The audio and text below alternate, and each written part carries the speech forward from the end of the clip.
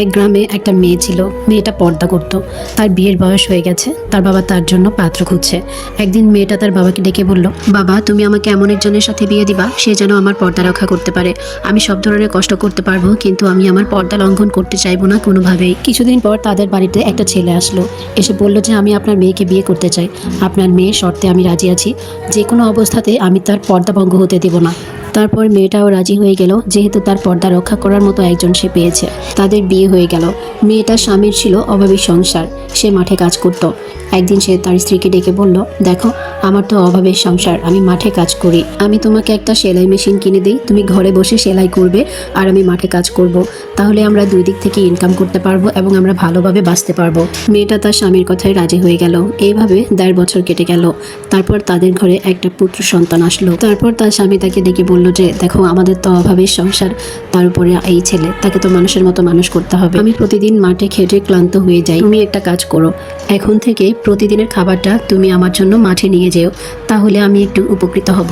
বউ কতক্ষণ চুপ করেছিল, তারপর বলল আচ্ছা ঠিক আছে, প্রতিদিন আমি আপনার খাবারটা মাঠে নিয়ে যাব। এখন তার স্বামী মাঠে কাজ করে আর প্রতিদিন সে মাঠে খাবারটা নিয়ে যায়। এতে তার পর্দা কিছুটা লঙ্ঘন হলো, কারণ মাঠের অনেক মানুষ এখন তাকে দেখতে পায়।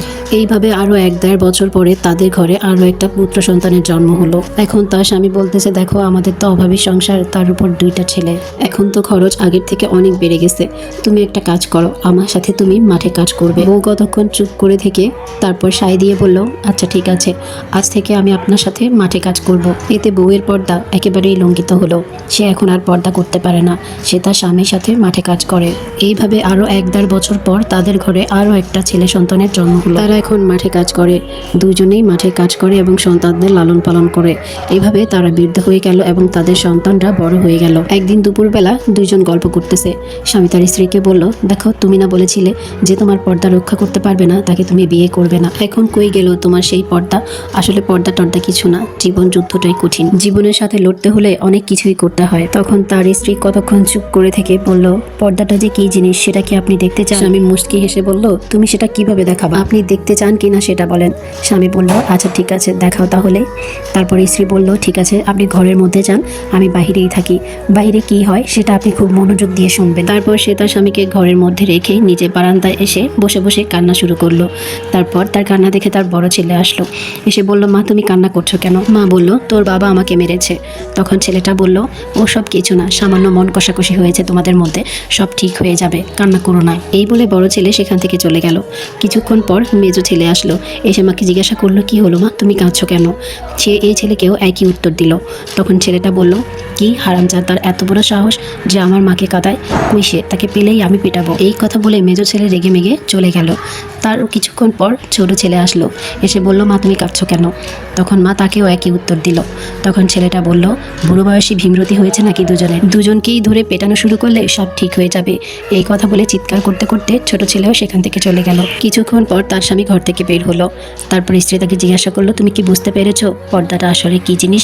স্বামী বলল, না তো।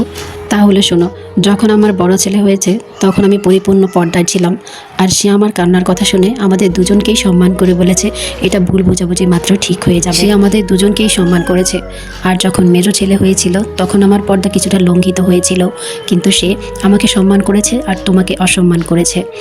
আর আমার ছোট ছেলে যখন হয়েছে তখন আমি পুরোপুরি পর্দাহীন ছিলাম, আর আমাদের ছোট ছেলে আমাদের দুজনকেই অপমান করেছে, তোমাকেও গালি দিয়েছে, আমাকেও গালি দিয়েছে। এবার ভালো করে বুঝে নাও পর্দার ফজিলতটা কি। সেই ভাইদেরকে বলছি যারা ফেসবুকে বিভিন্ন প্ল্যাটফর্মে বউদেরকে নিয়ে নাচানাচি করেন, ভিডিও করেন ডলার ইনকামের জন্য, আপনাদেরও ছেলে মেয়ে হবে। এই গল্পের ছোট ছেলের মতো আপনাদেরকেও সে অসম্মান করবে, গালিগালাজ করবে, তখন সেটা সহ্য করতে পারবেন তো?